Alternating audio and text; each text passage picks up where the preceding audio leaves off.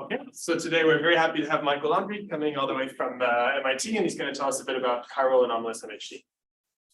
Thanks, Michael. Okay, thank you. Thank you for inviting me. Very excited to be here in Chicago. My first time in this city, so it's very nice to see it. So today I'm going to talk about chiral anomalous MHD, magnetohydrodynamics. So this is a certain kind of plasma in which the certain quantum effects, namely the chiral anomaly, can be observed on sort of macroscopic scales. Just as a quick background, so I'm going to use a non-equilibrium effective field theory approach. So other sort of ideas that I'm working on right now involve, just to show you sort of the scope that this can be applied to, and it can be applied to even much more beyond this, is sort of a nonlinear theory of elasticity going beyond Landau, a kind of non-equilibrium gravity, where we study sort of large-scale cosmology and look at the interaction of thermal matter and gravitational fields. I can look at apparently superluminal superfluid velocities that are actually completely well-behaved field theories. So what's going on there? That paper will be coming out fairly soon. We can look at dynamics of defects in crystals, create systematic formulations of liquid crystals, including pneumatics and smectics, and interesting phases of matter. Even biophysics with active matter, where sort of the matter system will sort of spontaneously move on its own given some external energy source. And then, well, large-scale cosmology tied to this non-equilibrium gravity idea mentioned previously. So let's get into the meat of this talk, though. Wait, so can you say again, what do you mean by non-equilibrium? So this is basically studying sort of thermal matter, but that can gravitate. And so it can create interesting. Now, there's actually something else that I've been thinking about in recent weeks that I didn't include here because it's very new, but this is to treat gravity itself as a non-equilibrium system in terms of sort of event horizons of black holes in kind of a membrane type paradigm. But by this, or you really mean non-equilibrium systems that gravitate? Correct, yes. So, What about the superluminal? the superluminal superfluids. Yeah, so there's this kind of fun idea of what does it mean to move. It seems very obvious, and I sound like some sort of ancient Greek philosopher musing about these things, but it really isn't actually that clear if you look into the if you look at like the notion of velocity in fluids and superfluids. What does that actually mean? What is it that's moving? In sort of a Boltzmann equation, you can say that okay, the fluid velocity means the average motion of particles, but with superfluids it becomes a little bit less clear, and we can actually come up with well-defined superfluid models that have a velocity that exceeds the speed of light, even though it comes from a fundamental quantum field theory, like a complex 5/4 quantum field theory that is well behaved. And so we know that everything is fine, but just the interpretation of motion is a bit confusing. So that will be a paper that will come out it's in the pretty close to final stages. None of that is terribly relevant to this talk. I just want to give my sort of sales pitch for why this effective field theory approach is nice. And so throughout this talk, my plan is to discuss non-equilibrium effective field theory formalism. We're going to look specifically at magnetohydrodynamics, MHD. We're going to look at two different formalisms of MHD, one of which involves one-form symmetries. This has been fairly well studied. And then the other one is a new thing that we call partial Higgs phase for reasons that will become clear later. And it's in some sense slightly more powerful than the one-form symmetry perspective. We will then look into chiral anomalies in the context of MHD, and then we'll look at future perspectives. So the following talk is based primarily on this paper with Hong Liu at MIT, and then also based on, it sort of builds on some preliminary results of a solo paper. So the effective field theory description or philosophy, you start out with some sort of microscopic theory. You identify some sort of degrees of freedom that will be important for low energy description or long distance description. You integrate out the rest of the complicated stuff, and you're left with some sort of universal description, which based on renormalization group philosophy should be characterized by various symmetry constraints. Now, to directly compute this action from the fundamental microscopics is very, very challenging. For our purposes, impossible. So we just look at the symmetries, we constrain our action, and then we write down the most general theory consistent with symmetries at a given order in some sort of derivative expansion. So why should we look at EFTs for non-equilibrium systems? So for zero temperature systems, if you want to have a mature discussion about relativistic quantum theories, you use field theory. If you want to have a mature discussion about equilibrium physics, you use field theory. And then when we go into non-equilibrium physics, we have some sort of patchwork where we, maybe for few body or dilute systems, we use a Louisville equation or Boltzmann equation. Maybe for strongly coupled systems, you use hydrodynamics. And you could include some sort of stochastic noise profiles based on fluctuation dissipation arguments. But an EFT is sort of a more mature approach, and it has sort of a nice middle ground between these two, where it can cover sort of a wide range of areas. It can cover the hydrodynamic regime or the quasi-hydrodynamic regime, which is what we'll be looking at today. But it can also be applied to various other kinds of situations. Yes. A general question. For low energy physics in real time, energy is the sort of resource, the scarce resource. For equilibrium thermal physics, like it's free energy. Right. For out of equilibrium real time physics, what is like the resource that you have a low amount of that the EFT is organized by? Right. So you organize it as a derivative expansion. And so this is just sort of long distance and long time scales that you approximate in. I mean, like in usual low energy effective theories, the reason why that's valid has to do with the scarcity of energy as a resource. What justifies it for out? So right, what justifies it for our perspectives, we're mostly going to look at hydrodynamic situations. And so the usual argument goes as follows. So I have a conserved quantity like energy, for example, that leads to certain kinds of gapless modes that persist over long distances. You then also will have other gapless modes because dissipation is inherently from gapless modes, but they just have very short, maybe exponential decay in space distances. So if you just zoom out to large enough distances, then the only things that end up mattering are conserved quantities, and all else will just relax back to zero very quickly. So that's usually the philosophy. In terms of a scarce resource, I'm not quite exactly sure what that would be. It's still, even though this is non-equilibrium, it's still sort of approximately equilibrium. So I think free energy might still serve as that. Sure. Okay. Yeah, but good question. So let's look at the sort of standard hydrodynamic approach. So hydrodynamics really is this study of conserved quantities in non-equilibrium systems. And there's a standard story to how you construct these theories.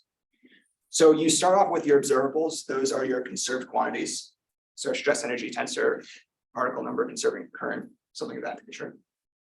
Then you come up with some notion of local equilibrium, where you basically write your stress energy tensor in terms of a local fluid for velocity and temperature and chemical potential, et cetera.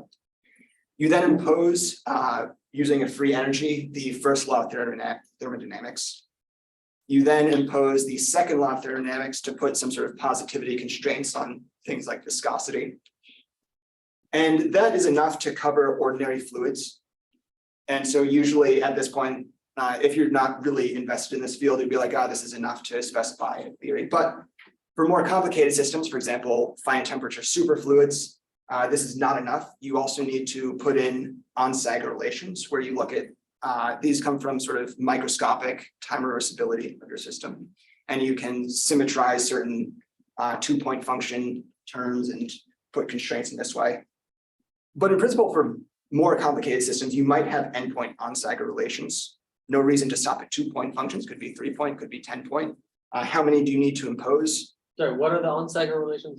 So on-Sager relations are these somewhat complicated relations that come from 2-point functions, and you impose microscopic time reversibility. And so it basically puts a kind of symmetry constraint on 2-point Why do the functions. microscopic, you're talking about time reversal symmetry? Right, so either like T symmetry or CPT symmetry, just some sort of symmetry that involves time reversal. But why don't those, why isn't the right thing to do just to impose those symmetries at the level of the effective field theory? You should have some microscopic symmetry, Because impose it macroscopically. right, so great question. The reason is that if I have some sort of dissipative system that is inherently time irreversible, you have entropy increase, and so the future and past are completely distinct. But there's Isn't that still about what some state? memory. Isn't that about what state we study the system in? Well, right, you usually start in thermal equilibrium and then you perturb out of it. But you take, so thermal equilibrium as your initial state and then you perturb out of it. But then that sort of at the level of your effective theory, if I just write down a stress energy tensor, write down conservation relations for it, those are now my equations of motion. At what point do I input this notion of time reversibility? It's not totally obvious how to do that, because if I just naively put in time reversibility, then all dissipative coefficients have to vanish. So the way that they show up is on Sager relations. It turns out, and it's somewhat complicated to derive them. Fortunately for this talk, we will not need on Sager relations. We'll have a nice elegant symmetry that captures almost everything in one easy trick. Yes. What is a local second law of thermodynamics? Oh, yeah, so just to say that your local entropy current, the divergence of that is 0. So in a relativistic setting, those should be the same thing, because you need, if it's locally satisfied and globally satisfied, those should be equivalent. But The divergence is 0 or the divergence is positive? Sorry, positive, yeah, Or non-negative? not negative, yes, good. So we impose that there's a local operator that's positive in this theory?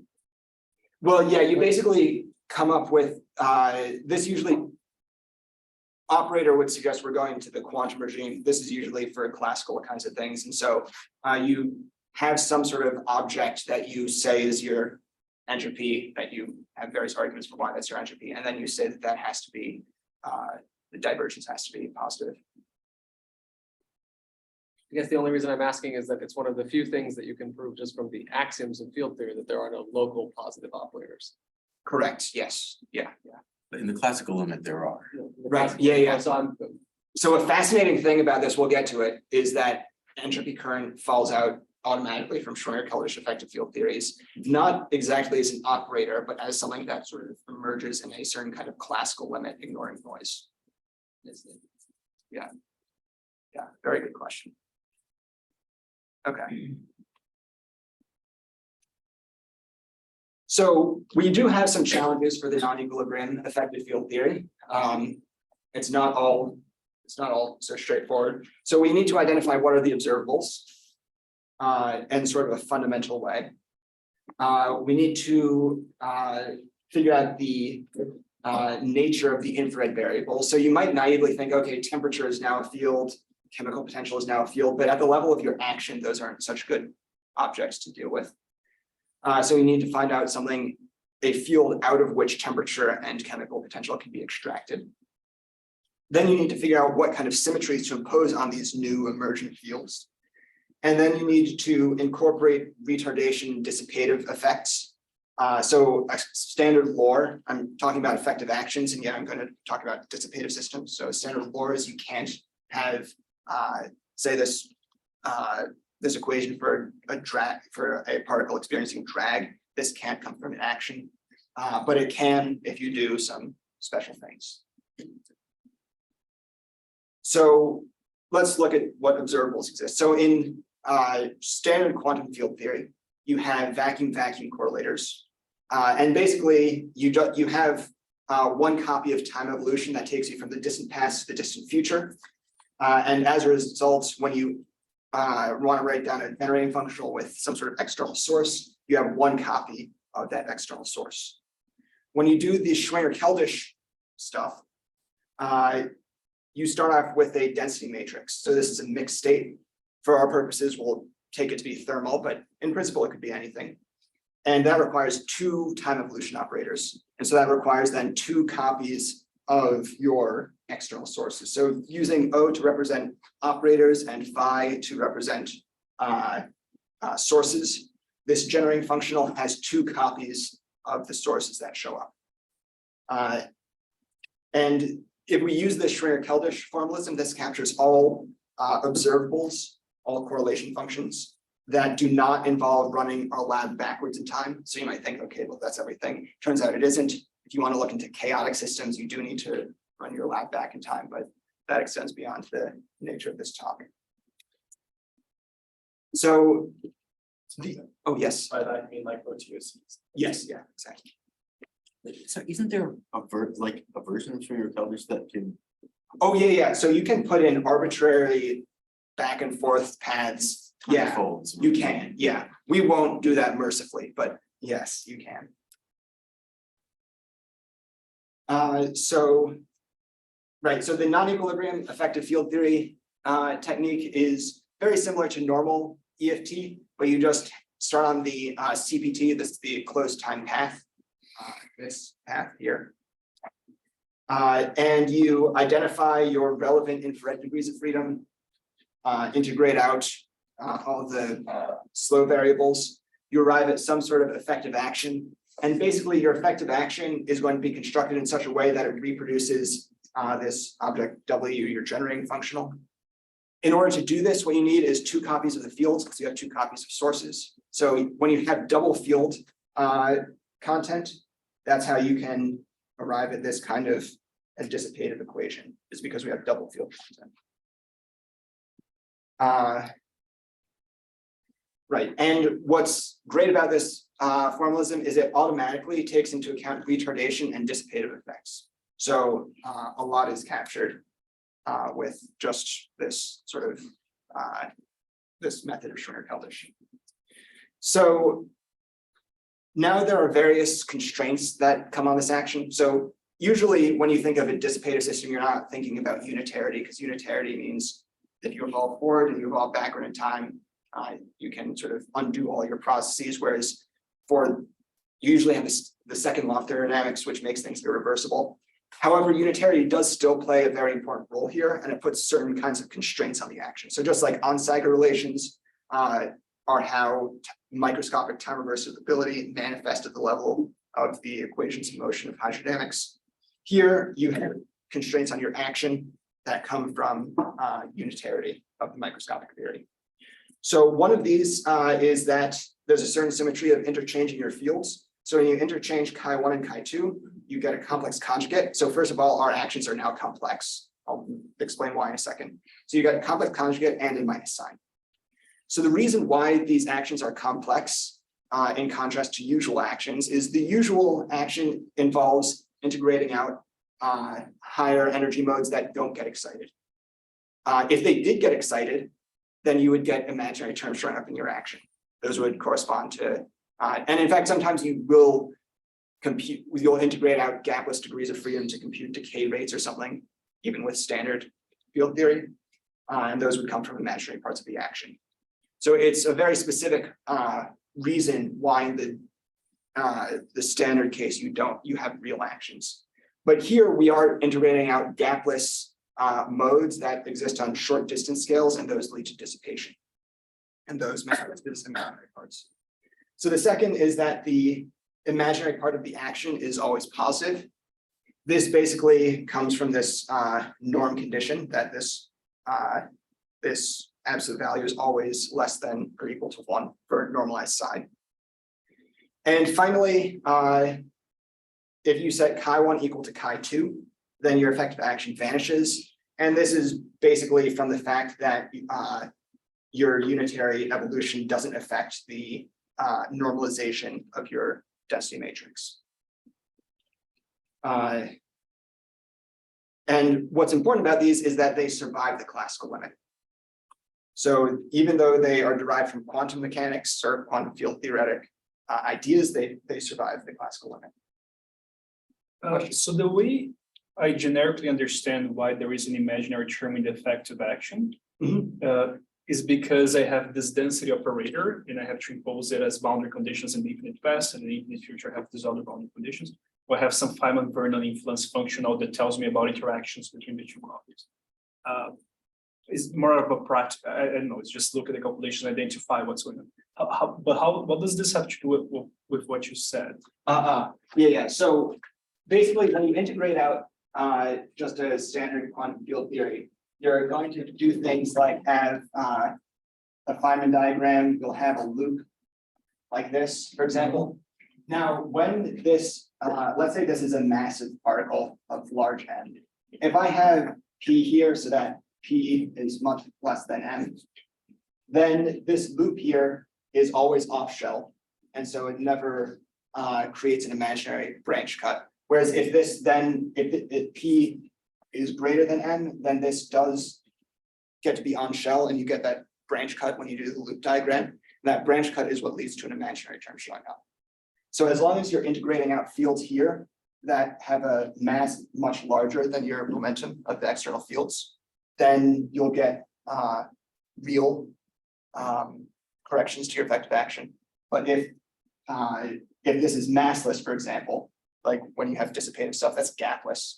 Sorry, is your effective action local? I'll get to that. It will have a local derivative expansion, but that's a good question. I'll get to it. I usually think of this as being more associated with locality breakdown of the. Yeah, well, that's because this is the relativistic case that you're familiar with, but when you do non-relativistic things, much more possibilities are possible. Much more possibilities exist. But if P can be greater than M, why would it be local? Well, it's because time and space are now on different footings, and so you can have things that are gapless, that has to do with time, and then you can have them over short distances of space. So your derivative expansion is spatial only? Or? It's both. Well, yeah, we're going to do both space and time, but we'll actually see with this action, we're going to count space and time on different weights. So they don't necessarily need to be the same weight. But yeah, you could just do a strictly spatial expansion. That would be legitimate.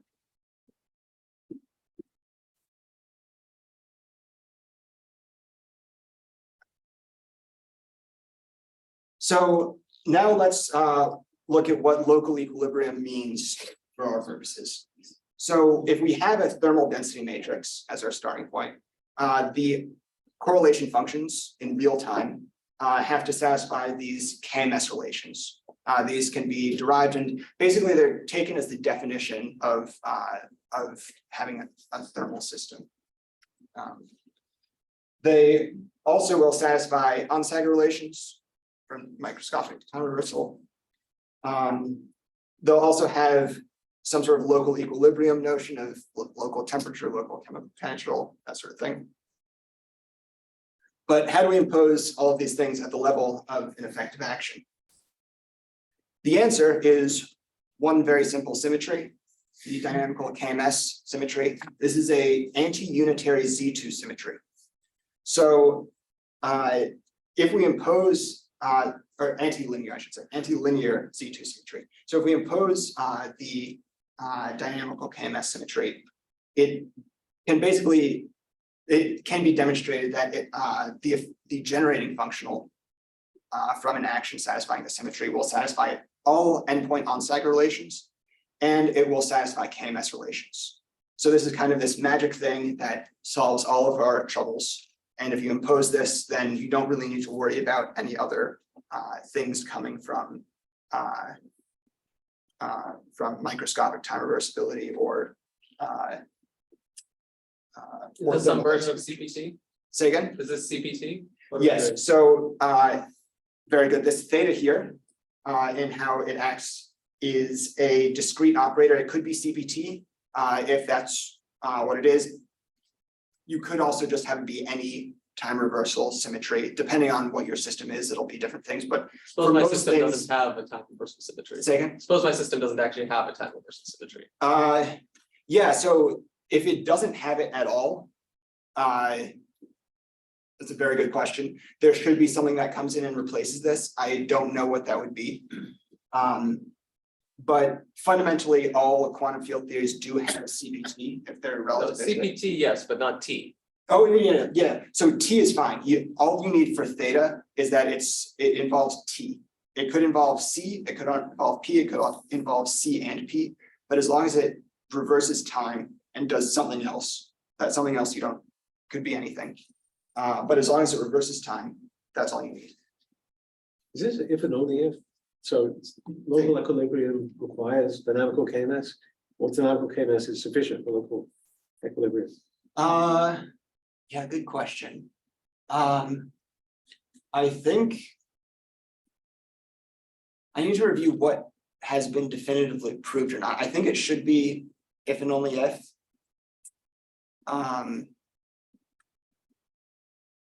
But yeah, that's a good question. I don't know. Yeah. Like if I have a field theory or like some continuum system that doesn't have like microscopic time reversal, but if it still thermalizes, I should expect such an operator to exist in the IR.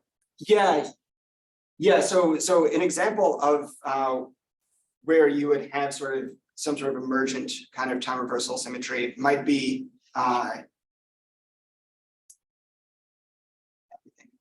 yeah, so there are certain cases in which you might have a situation in which there's no actual time reversal symmetry. Oh, actually, active matter systems. That's a great example because it's an open system and you have no time reversal of any sort. In that case, you don't have KMS. I suspect that something there should be some kind of KMS type thing, but we'll see that KMS is closely related to the second law of thermodynamics, and thermodynamics should not be satisfied for an active matter system because it's open. So yeah, if you start mucking around with these things, you may go off into some strange waters. Yeah, so we will only be considering systems that have some kind of time reversal symmetry, but the sort of extended things that you can probe, as far as I know, an open question. Now, something that's interesting about this symmetry, to your point, is that this is not local, right? It involves some sort of discrete shift. This beta is the inverse temperature. This theta can be a continuous parameter between 0 and beta. Oftentimes we'll take it to be beta over 2. But this is a discrete transformation that involves a discrete time of translation in imaginary time. So it's a very unusual symmetry, but if we do a derivative expansion, then you can just expand this order by order. And in the classical limit, it will actually just become local. Okay, so we have entropy and the emergent second law that we expect to come out of our action, and kind of by a minor miracle, it does. So if you have these unitary constraints that I mentioned earlier about the positivity of the imaginary part of the action, and you have dynamical KMS, then it can be shown that this local current S mu, such that the divergence of it is always non-negative. So this basically provides a field theoretic definition of your entropy. Now, it is non-negative under 2 conditions. One is you take the classical limit, so h bar goes to 0, and 2 is you neglect any sort of thermal noise. Obviously, you can have things that violate entropy, sort of just by random chance statistically, you have a fluctuation of low entropy, but when you average over that, you should have entropy strictly increasing. Is this a unique current unit control? Yes, it is up to the usual kinds of non-uniqueness for conserved currents. So what is the current? So, well, we would need to construct it for a specific example, but it's there's another-like procedure that you can apply to your action to extract this, and it can be done in a non-perturbative fashion. For what symmetry? So if you have dynamical KMS symmetry and unitary constraints. So KMS is discrete. How can you? That is correct. How Yeah. can you get Well, that's why it's so the long story is that dynamical KMS can be turned into a continuous gauge supersymmetry with BRST ghosts. If you then compute the conserved current associated with that, and then you project it down to physical space, you find that the Noether current there, when projected to physical space, becomes a non-conserved current. And then this unitarity constraint ensures positivity of the divergence. It's a bit of a complicated story, so I don't want to go too deep into it. Question. Sorry, I guess you don't want to go too deep into it, but Yeah, what you just said, just at a like qualitative level, BRST symmetry is a fermionic symmetry, but you're constructing. Right, so this would be a supersymmetry. So yeah, you can basically embed KMS symmetry into a supersymmetry, and then this is going to be continuous. And so you can derive a Noether current associated with it. And then there's a certain component of the Noether current that you extract from it, and it satisfies these things. I don't understand how it becomes continuous. KMS seems discrete. Yeah, it's a whole thing. I can talk afterwards about it, but in the interest of time, yeah, question. Sure, think of it as like, because there's a theta there, it's like a U1 semi-derived Z2 or something, or?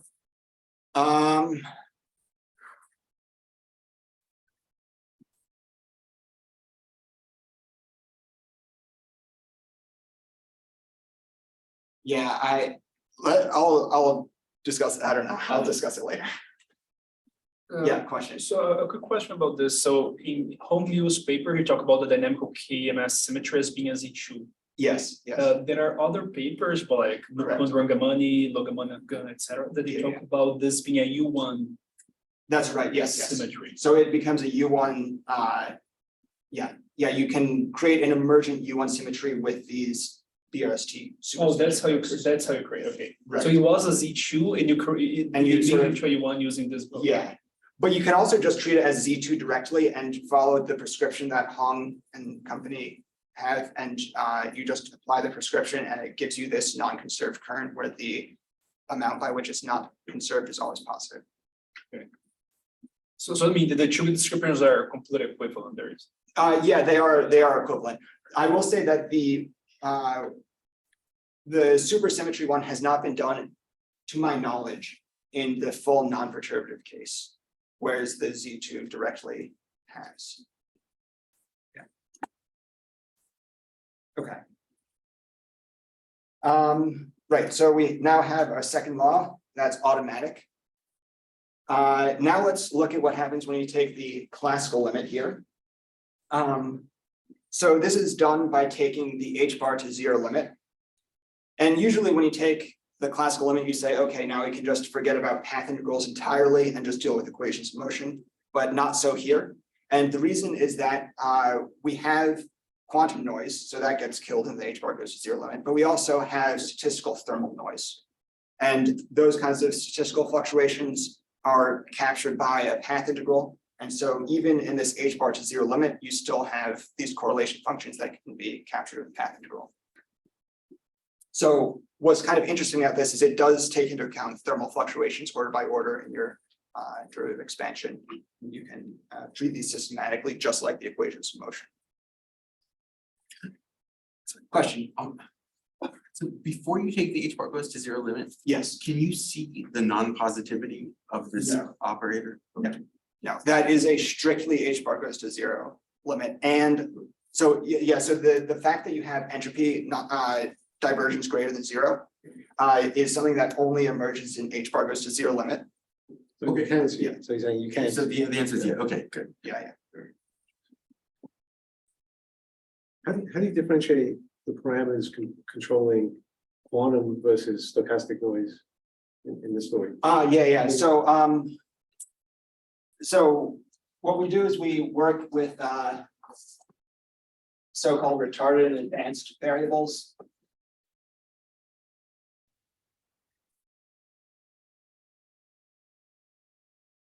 And for various arguments coming from unitarity, there have to always be at least one advanced variable here. And so when you have the action here, because of this 1 over H bar, and you need this to be well defined in the classical limit, you say that these things have to be of order H bar. So what you do is you have this this expansion here, H bar, and also beta here should also carry a factor of H bar. And so then you just do an expansion when you do the dynamical KMS symmetry here. Right, so you express this in terms of R and A fields, and then you do an expansion, assuming that phi A is order H bar and beta is order H bar, and you go to sort of leading non-trivial order.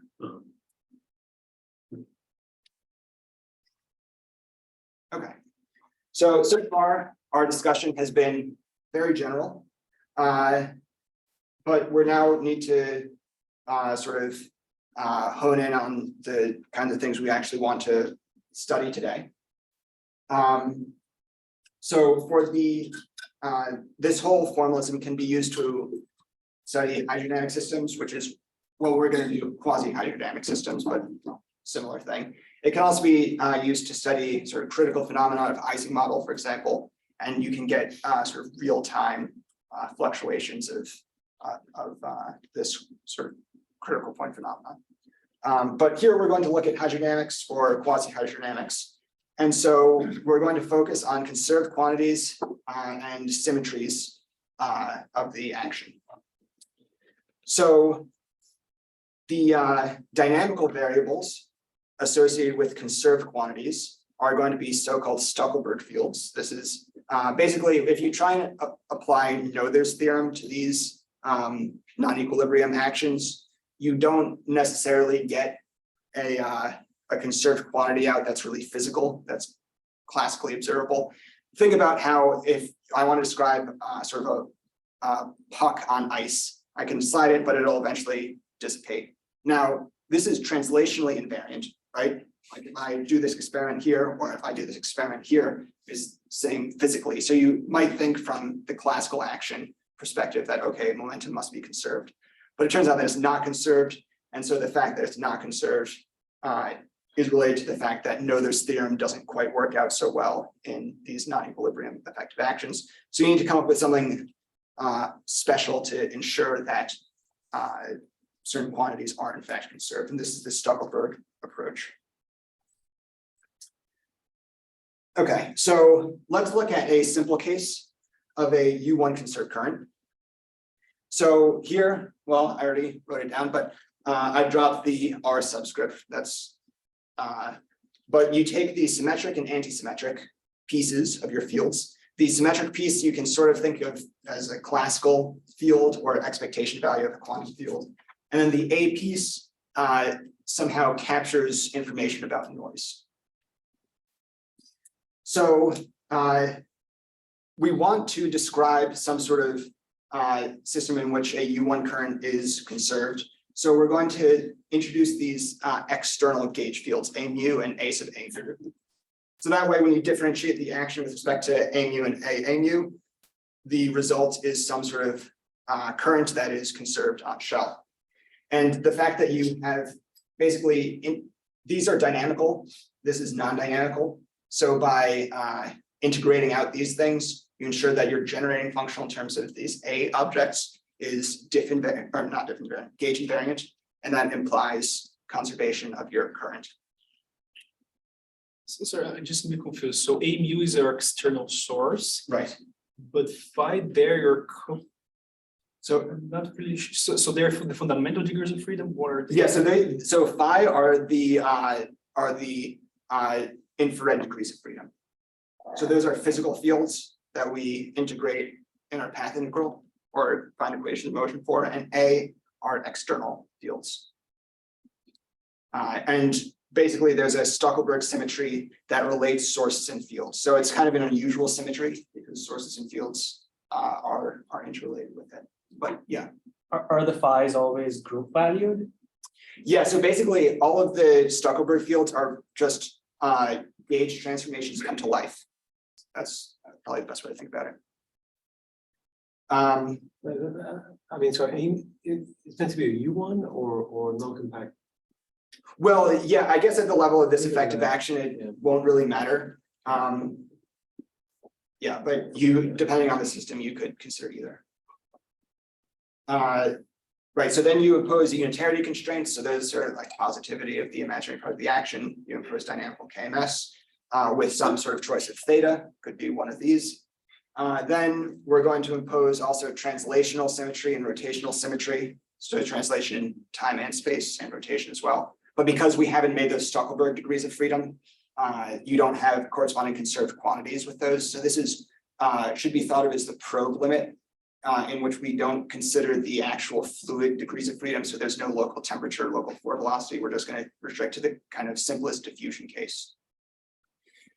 So then, as of now, this action looks a lot like an action for goldstones, which is terrible. We don't want to describe a broken U1 symmetry. You could, that would be completely legitimate, but for our purposes, we don't.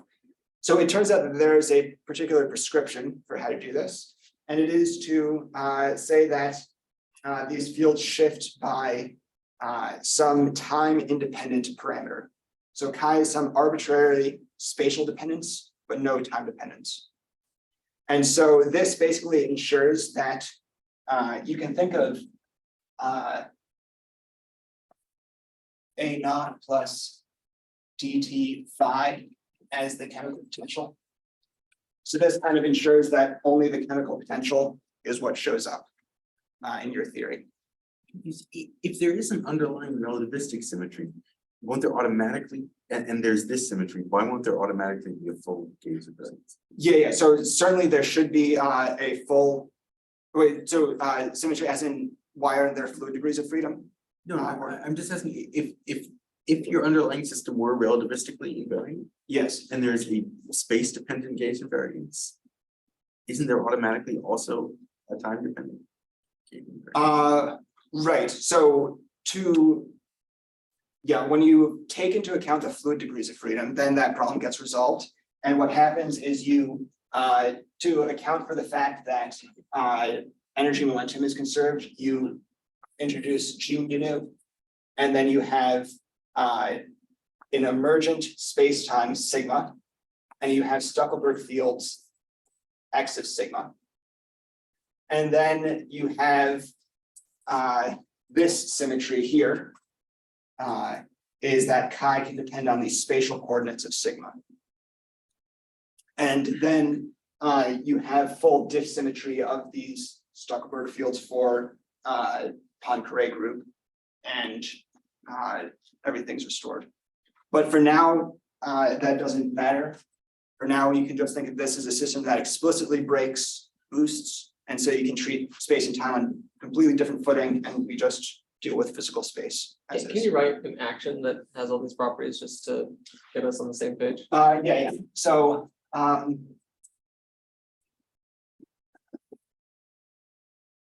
Which symmetry or the one that is? No, something that satisfies all the constraints on the board. yeah, so let's define B mu is equal to A mu plus D mu phi, and similar with the A type fields. Then I can come up with an action.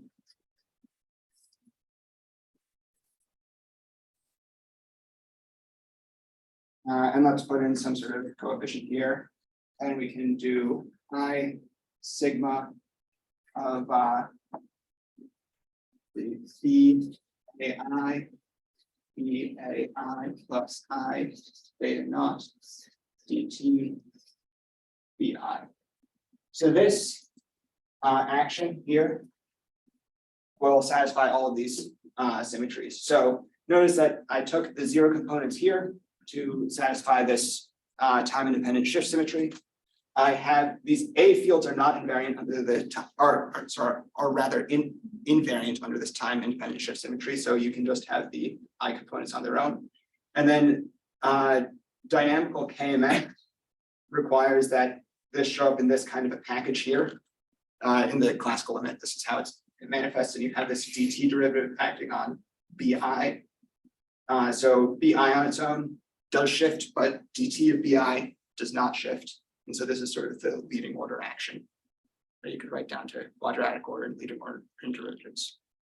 It's linear and time derivatives in the fields. Well, so this is linear order in time derivatives.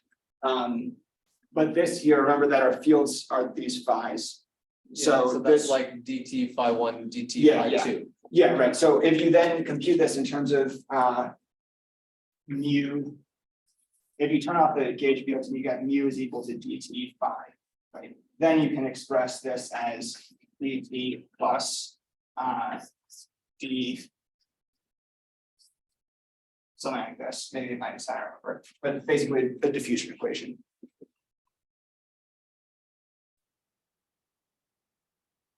So where does the zero term come? What's the meaning of that again? This here? Yeah. So this you can this is sort of like something derivable from a free energy.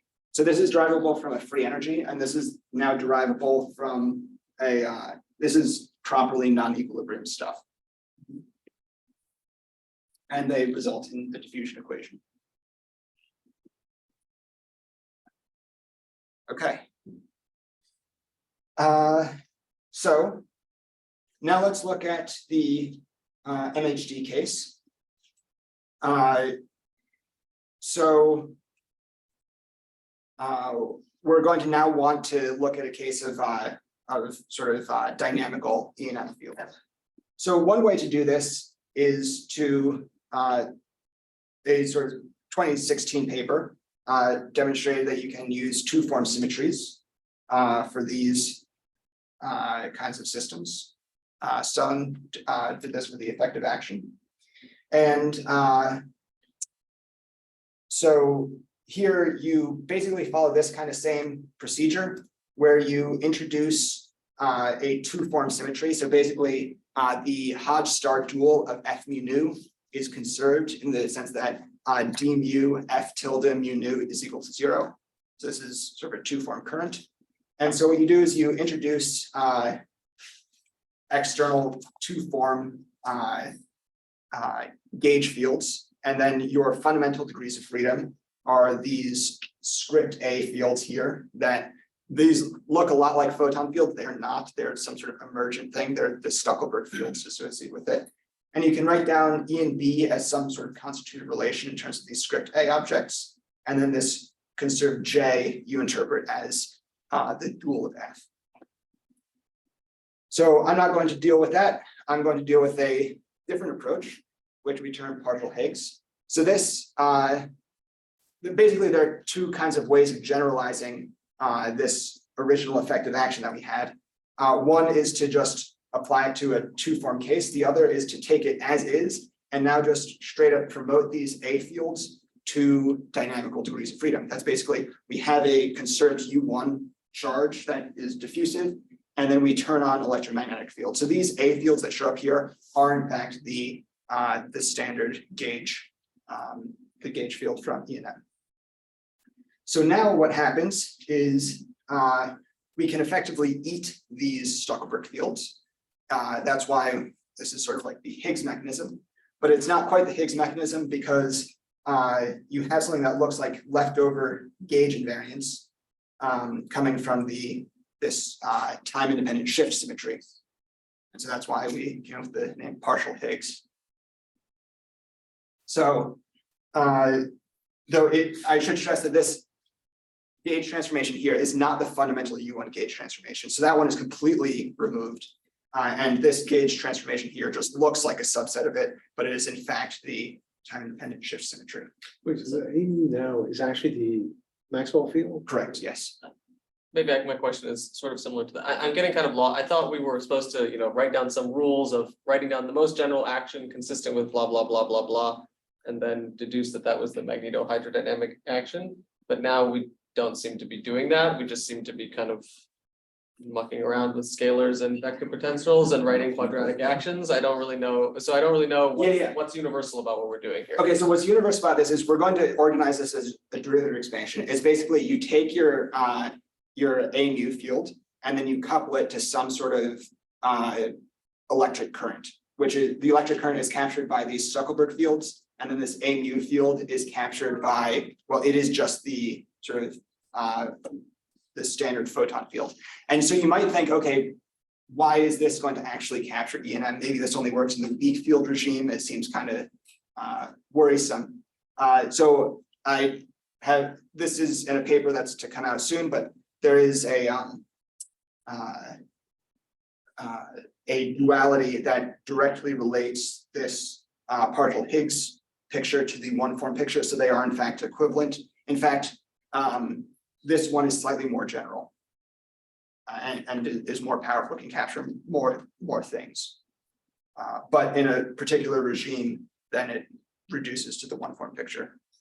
These things are relativistically invariant. I was just looking at. Oh, yeah. So these are not relativistically invariant because we're ignoring the conservation of stress energy tensor. This is purely probe limit. So by working in the probe limit, you're basically saying, okay, the fluid itself is not moving. And so that explicitly breaks boosts. And before? Yeah, before we were also. Yeah, so this is also probe limit. That answers.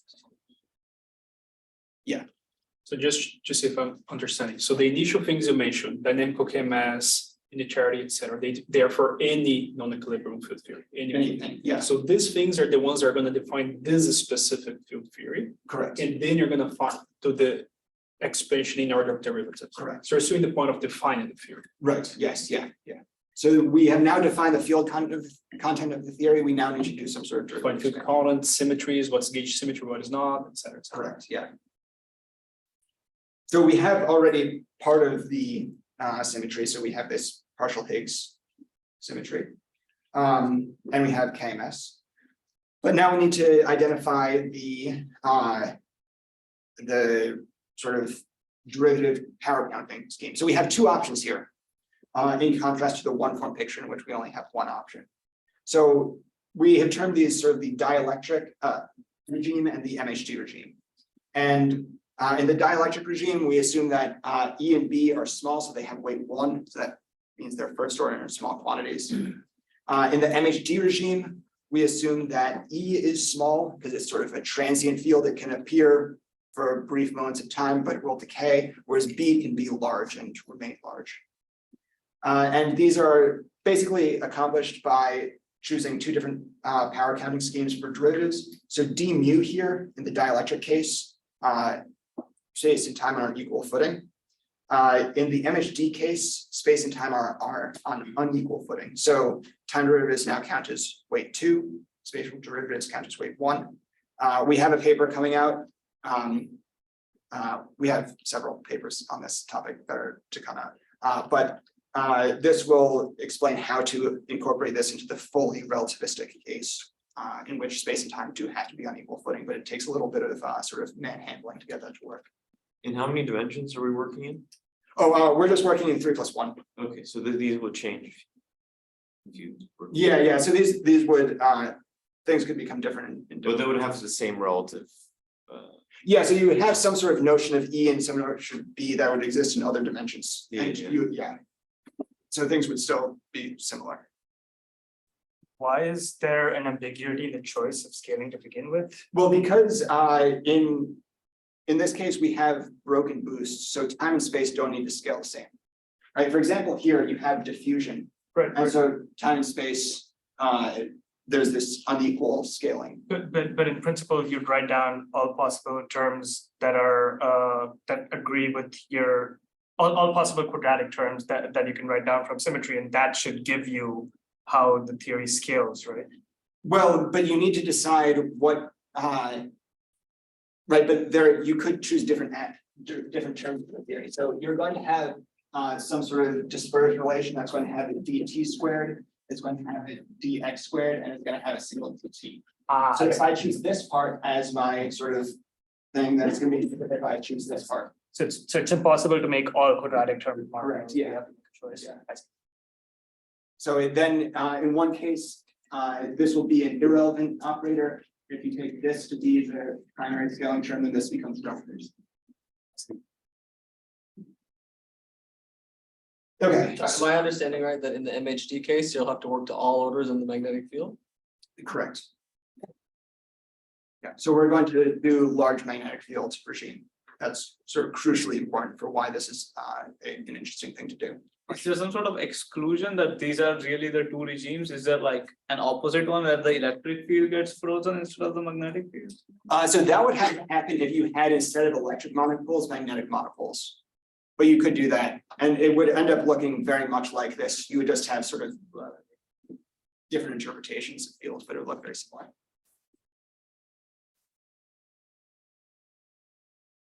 Basically, it's the fact that magnetic fields are sort of the conserved quantity. The field lines are unbroken. So yeah, a major advantage of this that will be relevant, particularly later on, is the E&M fields are sort of the primary objects that you deal with, as opposed to the one-form picture where there are these sort of emergent things. I still don't understand. What is the principle by which you will fix the action as a whole nonlinear function of B? Can't it be any function of B? It can be any function of B, yes. So basically, in order to determine what this function of B is something that goes beyond what the EFT is capable of. But and it will depend on the system. It could be anything. This describes a very wide range of possibilities, and it just depends on the microphysics.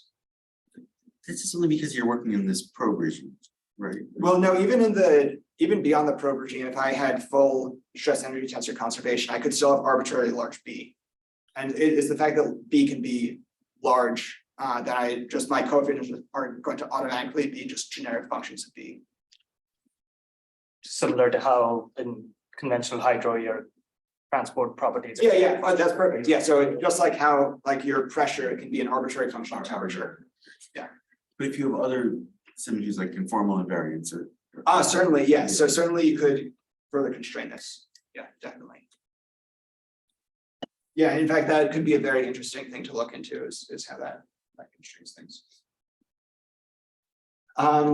Okay, so let's look at once we construct the effective action, I won't spare you those specific details, but the results are that this top equation is our equations of motion.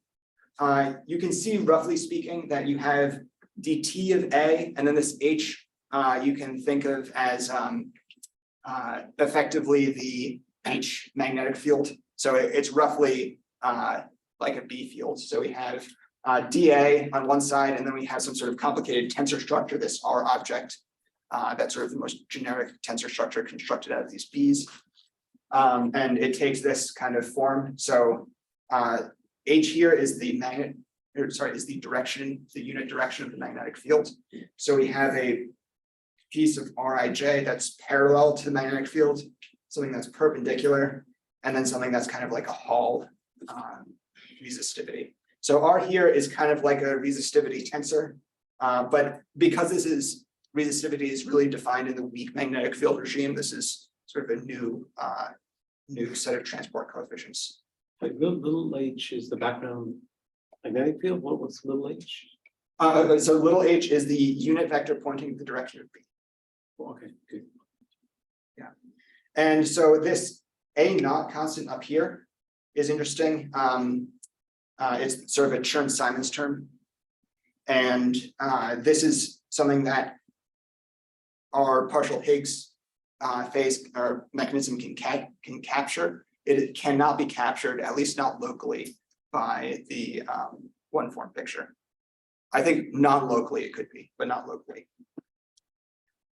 So in the case of CPT, when you take theta in your KMS symmetry to be CPT, then various of these objects here will vanish. So notice that you can set dF dA equal to 0. You can interpret dF dA as basically the number density of the charge, so the charge density, or maybe the negative charge density. And so you can solve this algebraically, so A becomes just a generic function of B. But with CPT, then this vanishes, A vanishes, and this Hall resistivity also vanishes. So in the case of a neutron star, though, because C symmetry is so badly broken, in principle, these could show up and be non-zero. I don't understand just the logic of the last two sentences there. If CPT is conserved, something follows. Yeah, so just if then you why don't those things follow in general? CPT is always conserved. well, so yeah, it is conserved, basically conserved and not spontaneously broken in any way. If you have it spontaneously broken, like C symmetry in a neutron star is going to be spontaneously broken But very CPT badly. is not. Right, so this is the case where CPT is conserved and not spontaneously broken in any capacity. So it's unbroken. But if the state breaks CPT, then this can happen. Right. Yeah. Okay. So essentially what we can do here is compare this to the Goldreich-Reisenegger equation. So these are some famous equations from 30 maybe more years ago that describe strong magnetic field regime of MHD. And we find that what we have is a slight generalization. So they assumed that these various coefficients, these C, H, C, eta, F, and mu objects are all constants. But here we allow for generic values of B dependence, generic B dependence. And so in particular, we get this new term here because mu only shows up with derivatives in these equations. So this is a new term, and it has quantitative observable effects. So it is a generalization that can, in principle, be experimentally distinguished from previous results. Okay, so all of that I just described, other than the topological Chern-Simons term, can be derived from the one form picture. Here, though, if we wanted to talk about chiral matter, it really is useful to deal with this partial Higgs picture. So basically, I'll run through this pretty quickly because I don't want to take up too much more time. But basically, when you have chiral anomaly, you have a divergence of a particular current that is proportional to, this is just basically E dot B. This C parameter here should be considered border H bar. So it's very small, but in the classical limit, you might say, okay, maybe you should just set that to 0 because we are going to take classical limit. However, anything that even slightly damages the conservation of a current will become very relevant in the deep IR. So the fact that this is small but non-zero means that this is sort of a very interesting regime to probe. So we found that the chiral current has some interesting properties. I won't go into too much detail about this, but we found the chiral separation effect here. For those of you familiar with this, there's also the chiral electric separation effect. And this will be important for our some of the observables that we compute. So let's look at the kind of equilibrium branches. If we had full conservation of our anomalous current, then we could do the chemical potential could be equal to some sort of background constant, and our magnetic field could also be some background constant. But now, because we have killed conservation, if you expand to linear order, you find that such a background will lead to exponential decay. So one way to get rid of this is to set mu5 equal to 0, in which case exponential decay is now irrelevant. The other is to set the background B to 0, in which case you just remove this, this kind of exponential decay. So we'll treat these separately. First, let's consider the branch where mu5 vanishes and B is constant. So in this case, this has been studied in a regime previously by Karzeev and Yi, where they looked at the case where the magnetic field was not dynamical. And they found there this famous chiral magnetic wave. This is eluded detection. And so there's a question, is this chiral magnetic wave real when you turn on dynamics for E and B fields? And this has not been able, no one's been able to really definitively answer this because there has been no systematic way to describe these kinds of chiral anomalous plasmas with a strong magnetic field regime. But because of the sort of power of non-equilibrium field theory, we do have such a systematic formalism, so we can answer the question. The answer is, it is killed. However, it resurrects in the form of a new kind of wave that we call the chiral magnetic electric separation wave. You couldn't think of anything shorter. So this wave basically shows up for two reasons. Well,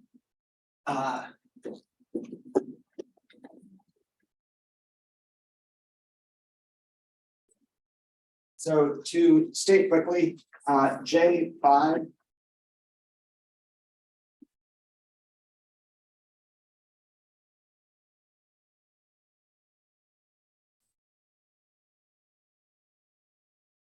So roughly speaking, we have this kind of relation for the chiral current and the electric current. So if I turn off all magnetic field fluctuations, this is basically like the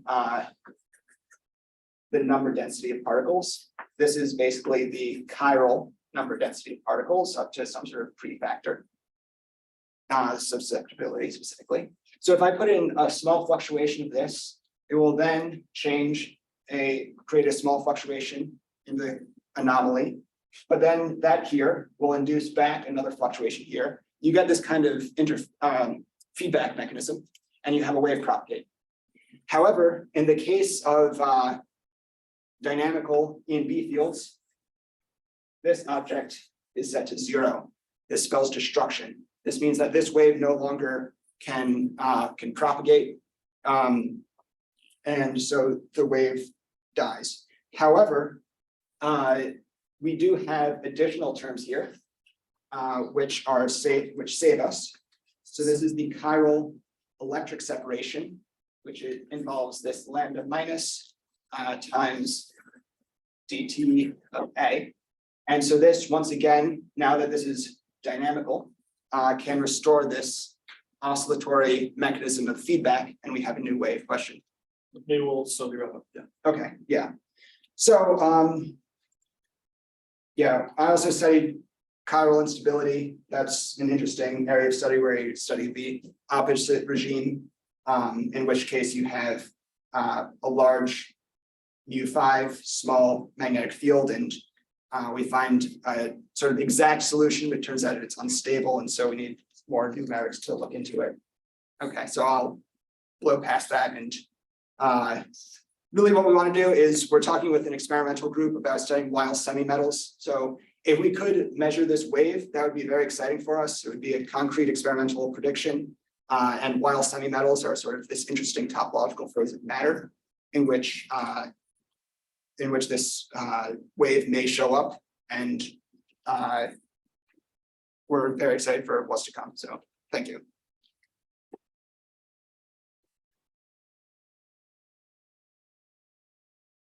Questions for the speaker? Questions?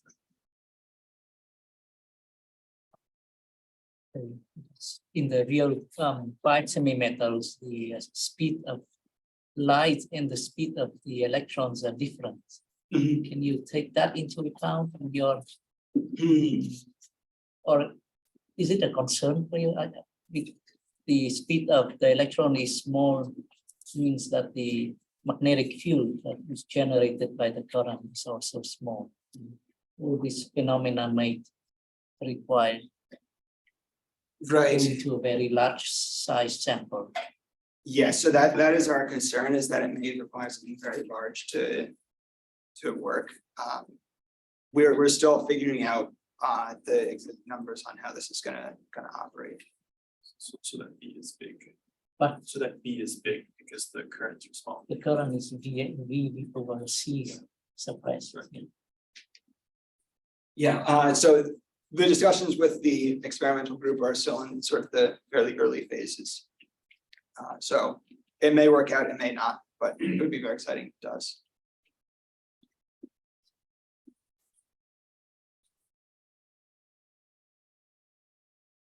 More questions right now? We already had a lot for the talk. We can thank the speaker one more time.